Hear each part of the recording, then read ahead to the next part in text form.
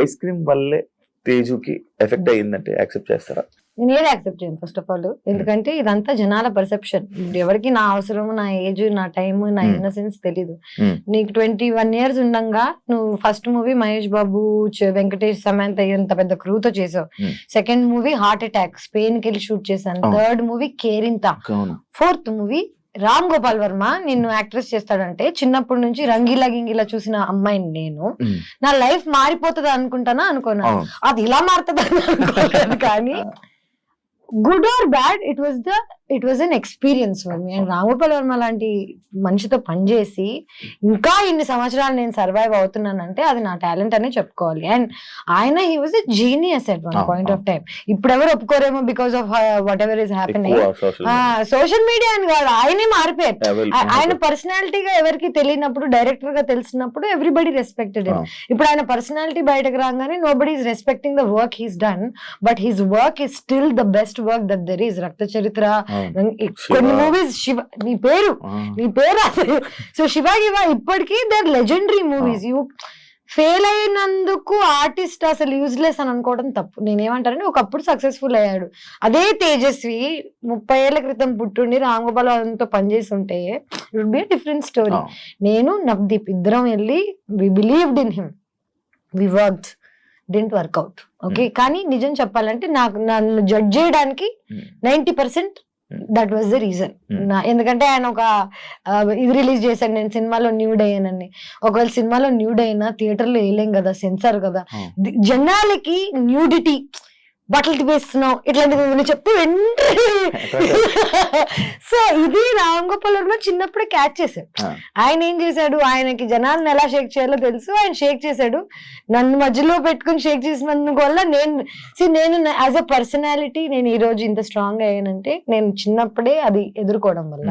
నేను ఇప్పటికీ నేను చేసిన వాటిల్లో ఏది తప్పు అనుకోను, ఏది ఆ స్టెప్స్ లేకపోతే ఈ రోజు నేను ఇలా అయ్యేది. అదే యాక్చువల్లీ ఐస్ క్రీమ్ అనే సినిమా లేకపోతే తేజస్వి లైఫ్ వేరేలా ఉండేది. అబ్సల్యూట్లీ వేరేలా ఉండేది. కానీ ఎవరికి తెలుసు, ఎవడు బతికాడు.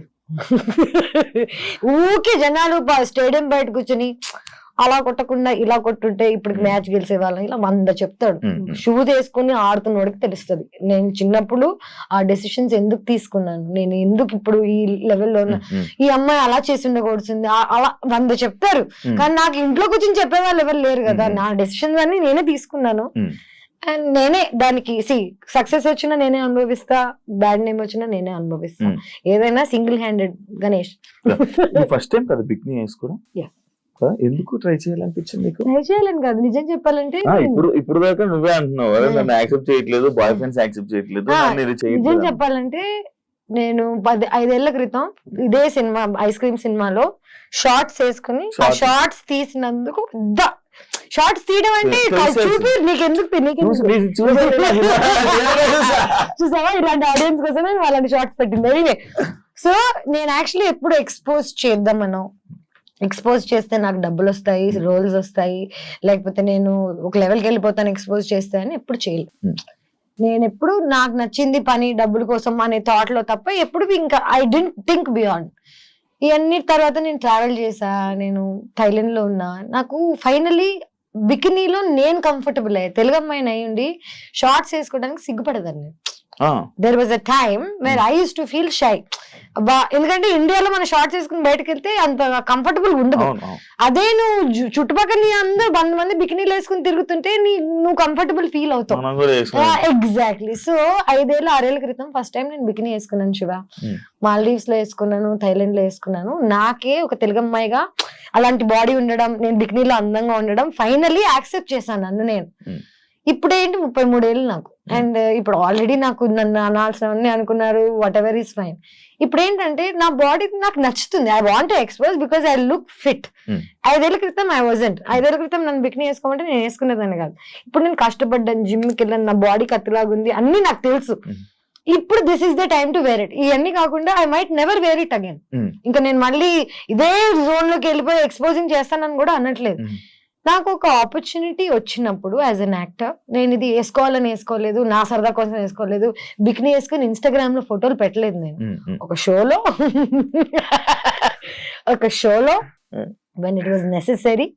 It's a hot scene. Okay, one hot scene. నేను కిస్సింగ్ సీన్ కూడా చేశాను దీనికి. సో నా previous boy friend what ever, నా ప్రీవియస్ లైఫ్ లో ఉన్న వాళ్ళు నన్ను ఏది చేయొద్దు చెయ్యి అని ఎప్పుడేం చెప్పలేదు. దెన్ నన్ను నమ్మారు. ఇప్పుడు ఈ first time whoever I'm dating, వాడికి నేను ఎవరో తెలియదు, అండ్ వాడికి అసలు తెలుగు ఇండస్ట్రీ తెలీదు, నేను ఎవరో తెలీదు, ఈస్ ఫ్రమ్ బాంబే. వాడికి నన్ను ఇన్నసెంట్ చిన్న పిల్లలా చూసాడు. సడన్ గా నేను బికినీ వేసుకుంటున్నా అనగానే వాడికి ఓ షిట్ అదేంటిది, అది నేను ఇన్నసెంట్ అనుకున్నాను కదా అని. నేను ఇన్నసెంట్ అని నీకు చెప్పలేదు కదా. First of all kissing scenes చేశాను, రామ్ గోపాల్ వర్మతో సినిమా చేశాను, నాకు ఆల్రెడీ వరల్డ్ గురించి లైఫ్ గురించి తెలుసు. నేను బికినీ వేసుకుని రోజు ఇన్స్టాగ్రామ్ లో ఫోటోలు పెట్టి అబ్బాయిల్ని అట్రాక్ట్ చేస్తుంటే నేను ఎవరో మీకు తెలిసిపోతుంది నా ఇన్స్టాగ్రామ్ చూస్తే. ఒక మనిషి ఏంటనేది చూసి జడ్జ్ చేయగలుగుతాను, పబ్లిక్ ప్రొఫైల్ చూస్తే తెలిసిపోతుంది. నేను అట్రాక్ట్ చేయడానికి వేసుకోవట్లేదు. అలా అని యాజ్ అన్ యాక్టర్ నాకు ఒక సీన్ చేయాల్సి వచ్చినప్పుడు నేను చెయ్యాలి. ఇప్పుడు ప్రతి సినిమాలో అబ్బాయిల బాడీ చూపిస్తున్నారు, పెద్ద హీరో నుంచి కింద హీరో వరకు అందరూ ఇప్పుడు ఎవరికి ప్రాబ్లం లేదు. ఎవడెవరిని అన్నా యాబ్స్ అన్నా అనుకుంటా, అదే యాబ్స్ కదా. I'm also an actor, I also worked hard, I also went to the gym. నేను చూపిస్తుంటే అనలేరు. అబ్బాయిల బాడీకి అమ్మాయిల బాడీకి కనిపించేది ఏంటంటే డిసిప్లిన్, వాళ్ళు ఎంత బాగా వర్కౌట్ చేస్తున్నారు, ఏం తింటున్నారు. చాలా మందికి న్యాచురల్ గా ఉంటుంది, నాకు న్యాచురల్ గా లేదు. నేను కష్టపడి ఇన్ని సంవత్సరాలకి 33 ఏళ్ళకి I'm comfortable now and I'm very happily wearing it. But I'm again still judged. ఇప్పటికీ ఎక్కడికి వెళ్ళినా బికిని అంటారే, ఇంత జీవితంలో ఇంత ముందుకు వచ్చాక మీరు ఇంకా బికిని దగ్గర ఉన్నారా అనిపిస్తుంది. అంటే అది కావాలని పాయింట్ అవుట్ చేస్తున్నట్ట. ఎందుకంటే ఈ జనరేషన్ లో బికిని అనేది కామన్. ఇమాజిన్ నువ్వు ఈ జనరేషన్ లో బికినీ ఇస్ కామన్ అంటున్నావు. యూఆర్ స్టిల్ అందరు చూస్తుంటారు, అన్ని చూస్తుంటారు, పోస్టులు చూస్తుంటారు, ఫోటోలు చూస్తారు, లైక్ మొత్తం కైలీ జెన్నర్ దగ్గర నుంచి అన్ని వేస్తుంటారు. మనం వేసుకో. అదే ఎందుకు క్వశ్చన్ చేస్తున్నారు, నీకు ఏమైనా ఐడియా ఉందా? ఐ థింక్ ఫస్ట్ ఒకటి ఏంటంటే యానిమల్ ఇన్స్టింక్ట్ ఏంటంటే మగాళ్ళకి ఆడవాళ్ళని ప్రొటెక్ట్ చేయాలనే ఇది ఉంటది. మగాళ్ళ పని ఏంటి, అమ్మాయిని ప్రొటెక్ట్ చేయడం, అమ్మాయిల పని ఏంటి నర్చర్ చేయడం, అబ్బాయిని హ్యాపీగా ఉంచడం. ఇది మన పొజిషన్. ఇప్పుడు ఏంటంటే చిన్నప్పటి నుంచి నేను అబ్బాయి అమ్మాయి రోల్ నా లైఫ్ లో నేనే ప్లే చేస్తున్నా. రెండు, నేనే హస్బెండ్ నేనే వైఫ్ టైప్ లో ఉన్నా చిన్నప్పటి నుంచి. సడన్ గా ఒక అబ్బాయి వచ్చి నువ్వు అన్ని వదిలే అంత మానే నేను చూసుకుంటా అంటే నాకు ఆ నమ్మకం రావాలి కదా ఫస్ట్ ఆఫ్ ఆల్.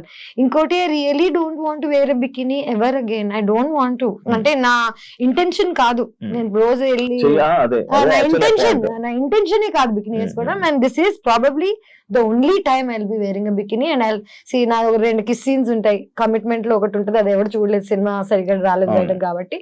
అండ్ దానికి I had to call a friend of mind and I made sure I'm not kissing some random guy. And my friend, whoever this guy was, getting married at that point of time.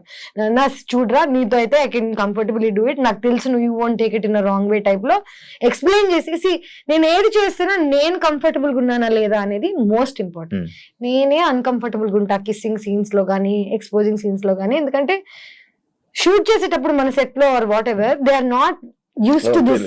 అందరు ఇట్లా ఒక bone లో animal ని చూస్తుంటారు. Okay, comfortable గా లేని నన్ను మళ్ళీ నువ్వు జడ్జ్ చేస్తే నాకెంత బాధగా ఉంటుంది చెప్పు. నేనే కంఫర్టబుల్ గా లేను, నాకు నచ్చ చెప్పేవాళ్ళు లేరు, సర్లే పాపం పర్లేదు అనేవాళ్ళు లేడు. మళ్ళీ ఇవన్నీ తట్టుకున్న నాకు జడ్జిమెంట్ కూడా మళ్ళీ లాస్ట్. డైరెక్ట్ గా ఉంటుందా ఇవన్నీ డైరెక్ట్ గా ఉంటుందా అంటే ఫస్ట్ ఒక 10 days నుంచి ప్రిపేర్ చేస్తారు. ఓకే, నేను ఇప్పుడు నీకు షేక్ హ్యాండ్ ఇస్తున్నాను, ఓకే 10 times ఇస్తాను, 5 times ఇస్తాను. దాని తర్వాత you want it's just see ఇది ఇది ఇది. And I tell you what, చూసే వాళ్ళకి పాపం కష్టంగా ఉంటదేమో చూడడం. బికాజ్ అందరికి కిస్సింగ్ అన్నా లేకపోతే నేకెడ్ న్యూడిటీ అన్నా ఇట్స్ వెరీ, మనకేంటో తెలియదు. నాకు ఐ డోంట్ అండర్స్టాండ్ దిస్. మనందరం సెక్స్ నుంచి పుట్టిన వాళ్ళమే. ఓకే, సెక్స్ లేకుండా లైఫ్ లేదు. బాడీస్ మనందరం బట్టలు వేసుకుని పుట్టలేదు, బట్టలు లేకుండానే పుట్టాం. కానీ మనం నేకెడ్ అవ్వడానికి ఇక్కడి నుంచి అయినా ఎందుకు అంత జడ్జ్మెంట్ అనేది నాకు ఇప్పటికీ అర్థం. As an India, as a collective country, మనం చిన్నప్పటి నుంచి ఏది చూడలేదు. ఎక్స్పోజర్ లేదు. మనం కిసింగ్ సీన్స్ అంటే పేరెంట్స్ కళ్ళు మూసేసేవాళ్ళు, గుర్తుందా? వాళ్ళకి చూడలేకపోవడం కూడా వెళ్ళిపోయేవాళ్ళం పక్కకి, టీవీ Exactly. మార్చేసి సో కుతూహలం ఉండేది మనకి బాగా. చూడాలి. సో చిన్నప్పటి నుంచి ఏదైనా అలవాటు చేసేసారు అనుకో. ఫర్ ఎగ్జాంపుల్ ఇదే నేను చిన్నప్పటి నుంచి యుఎస్ లో పెరిగితే నా పేరెంట్స్ నన్ను బికినీ వేసుకొని ఇచ్చేవాళ్ళు. నేను షోలో వేసుకున్నా, నాకు పెద్ద జడ్జ్మెంట్ ఉండేది కాదు. ప్లేస్ కూడా ఇంపార్టెంట్ ఫర్ వాట్ ఎవర్. నేను ఇక్కడికి వచ్చి నేను అమెరికన్ లో ఉంటానంటే కుదరదు కదా. ఇప్పుడు జనరేషన్ సేమ్. నేను ఇప్పుడు ఇదే బికినీ వేసుకుని ఇక్కడికి వచ్చాను అనుకో, మీరు అందరూ ఎంత ఆడుకుంటారు చెప్పు. Time and place is also very important to do things అనేది ఐ బిలీవ్. ఏంటరా బాబు ఒక బికినీ వేసుకున్నందుకు ఒక ప్రేమ పోతుందని, లేకపోతే ఇంత అంటే నాకు ఆల్రెడీ బ్యాడ్ నేమ్ ఉంది కదా ఇంకే వస్తుంది అనుకునే టైంలో అందరు మళ్ళీ బోల్డ్ బోల్డ్ బోల్డ్ అంటున్నారు. నాకు ఏ బోల్డ్ అర్థం కావట్లేదు. Very like normal. Bad name ఉందా? 100%. అంటే I feel so, I don't know. మారుతుంది అనుకుంటున్నా. బ్యాడ్ నేమ్ ఉందో లేదో తెలీదు. ఉంటే ఓకే, లేకపోయినా ఓకే, మారినా ఓకే, మారకపోయినా okay. Light pitch light. Pitch light అంటే నా కంట్రోల్లో ఉందా? నేను ఈ రోజు వెళ్ళి నమస్కారం అండి, నా పేరు తేజస్వి, చీర కట్టేసుకుని బట్ పెట్టేసుకుని బిహేవ్ చేసి దొంగ ఉండి అంటారు ఫస్ట్. నేను యాక్టింగ్ బయట చేయను శివ. 2017 లో తేజు 2017 అంటే బిగ్ బాస్ స్టెప్ తీసుకోవడమే చాలా తప్పు. దాని తర్వాత సినిమా ఆఫర్స్ అన్ని ఆగిపోవడం కానీ, తన కెరీర్ కు ఒక లాంగ్ గ్యాప్ రావడానికి రీజన్ అదే అని అంటే యాక్సెప్ట్ చేస్తావా? నేను కెరీర్ కి బాగా గ్యాప్ రావడానికి కారణం బిగ్ బాస్ నుంచి నాకు వచ్చిన ప్రెషర్. నేను సినిమాల ఆఫర్స్ రాకపోవడం కాదు, నేనే అందరికి ఫోన్ చేసి నేను సినిమాలు మానేసా, నేను ఇంకా యాక్టింగ్ చేయను, నేను ఇలాంటి కథలన్నీ పడ్డాను. First of all Bigg Boss అయిన వెంటనే already bad name or whatever that ఉన్న టైంలో 2 years I didn't work. Bigg Boss నుంచి వచ్చిన డబ్బులతో సర్వైవ్ అయ్యాను. తప్పది, తప్పు ఫర్ వాట్, నాట్ బికాస్ జనాల గురించి అలాగా, కానీ నా మెంటల్ స్టేట్ అనేది ఎవరికి అర్థం కాదా అనేది నా ఒక ఏంటంటే, అమ్మాయిగా సర్వైవ్ అయ్యి ఇక్కడికి వచ్చి బిగ్ బాస్ లో అన్ని మాటలు పడి బయటకు వచ్చేసిన తర్వాత ఇమ్మీడియట్ గా నేను అన్ని మర్చిపోయి వేరే సినిమాలు చేసేసి నార్మల్ అయిపోతున్నాను ఎలా అనుకుంటారు? Bigg Boss is a heavy psychological experience. Support ఉండాలి మనకి లైఫ్ లో, బయటకు వచ్చి ఇలాంటివి తట్టుకోవాలంటే. నువ్వు ఒక్కసారి వెళ్ళవా ఇప్పటికి? ఎలాగుండింది నీకు? మరి అలాంటిది బయటకు వచ్చేసరికి నేను ప్రేమిస్తున్న అబ్బాయి అన్ని మొత్తం పెంట్ అయిపోయి, I was going to get married, marriage cancel అయిపోయి, ఇండియా నుంచి బయటకు వెళ్ళిపోయి ఏమైపోయిందంటే ఇదే నేనేం చేయను నాకు బా అనే టైప్ లో వెళ్ళిపోయాను. ఓకేం వద్దు నేను వెళ్ళిపోతాను అనే టైప్ లో వెళ్ళాను. That was probably my peak situation. And ఆ పీక్ నేను యూజ్ చేసుకోలేదని అందరూ అనుకుంటారు, but maybe there is another peak. మొన్న ఒక డైలాగ్ చెప్పారు, విడ్డవా లేదా? పిచ్ పీక్స్ అని పోయి పిచ్ పూక్స్.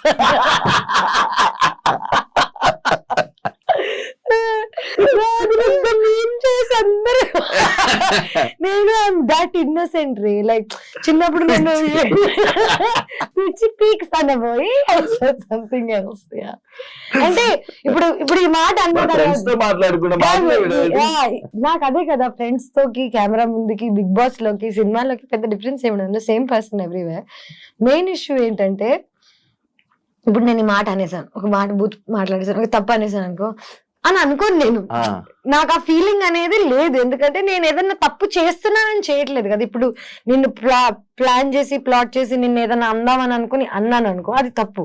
న్యాచురల్ గా వచ్చింది దానికి నేనేం చేయగలను.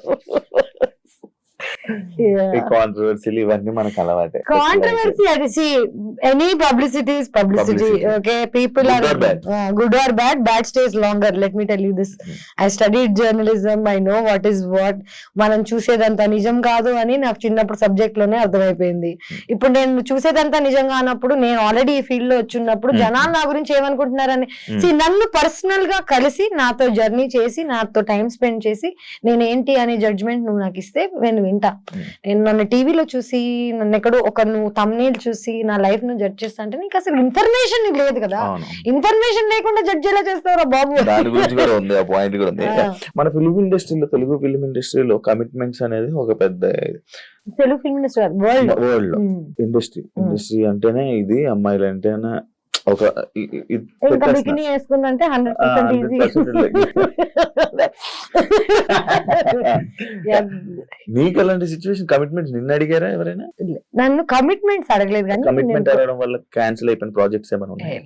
అట్లాంటి యాక్షన్ నిజం చెప్పాలంటే ఇదంతా స్టార్టింగ్ లో జరిగింది. స్టార్టింగ్ లో అంటే ఫస్ట్ వచ్చినప్పుడు కమిట్మెంట్ అని డైరెక్ట్ గా చెప్పేవాళ్ళు కాదు, కానీ నాకు ఆ వైబ్ అర్థమైపోతుంది. కొంచెం షేడీ ఉంటారు కదా ఇల్లు, మేనేజర్స్ మీరు రాత్రి డిన్నర్ కి కలవాలి డైరెక్టర్ కి డిన్నర్ ఎందుకు రా బాబు, పొద్దున్నే స్క్రిప్ట్ చెప్తే అయిపోతుంది కదా. ఇది ఇండస్ట్రీ అనే కాదు, కానీ నేను ఫస్ట్ ఆఫ్ ఆల్ ఒక జంగుల్లో జింక పిల్లలా తిరుగుతున్నాను. చిన్నప్పుడు చిన్న బేబీగా ఉన్నప్పుడు యూఆర్ మోర్ వల్నరబుల్, నీకు తెలుస్తుంది అప్పుడు పులి వేసేస్తుంది. ఇప్పుడు ఏంటంటే జనాలు నా నెగటివిటీ అని అనుకుంటున్నారు, కానీ నా నోరే నన్ను కాపాడింది ఇప్పుడు దాకా.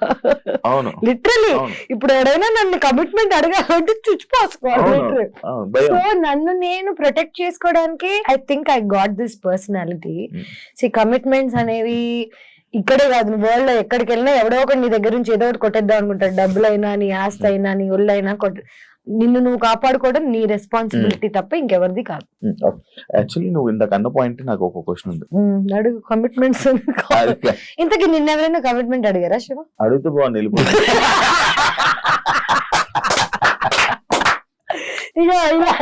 ఇలాంటి వాళ్ళ వల్ల మా పేరు నా ఫేవరెట్ శివ. నేను ఇట్లాంటి చెత్త మాటలని మాట్లాడుకుని నవ్వుకుంటుండే వాళ్ళం. బిగ్ బాస్ అసలు వేసారా చూసారు? లైవ్ చూడలేం కదా మనం చూడలేం, పోయింది కదా, వెళ్ళిపోయింది కదా, అందుకే లైవ్ అన్నారు దాన్ని. We lived it. Yeah.